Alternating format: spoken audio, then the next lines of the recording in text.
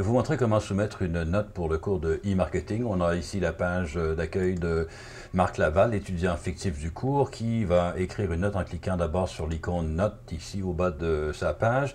Et un mot sur des notes, c'est très pratique comme façon de soumettre des documents. Vous voyez ici toutes les notes de vos amis. Dans le cas de Marc, il n'a que moi comme ami, pauvre lui. Mais si on clique sur notes ici, ben, vous verrez toutes les notes que j'ai écrites dans Facebook. Là, il y en a très peu, mais enfin, ça donne un exemple. Et donc, vous pouvez imaginer que moi, de mon côté, ou vos amis pourront aussi voir tous vos pointeurs de la même manière. Alors, on retourne sur les notes et Marc va soumettre sa note pour le module lancement en cliquant ceci est une note. Évidemment, vous mettrez un titre plus descriptif. Ceci est le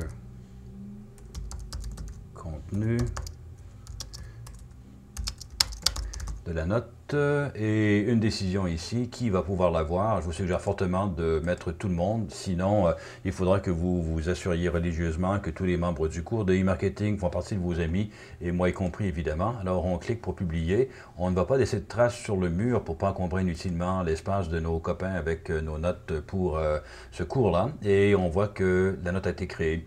On va cliquer ici sur My Notes et sur ce site une note, celle que je viens de créer.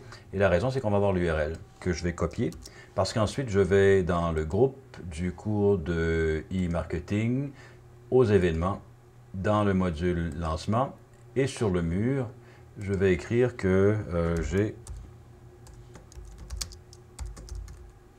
laissé une note. Encore une fois, vous mettrez un titre plus descriptif, vous collez l'URL, vous affichez.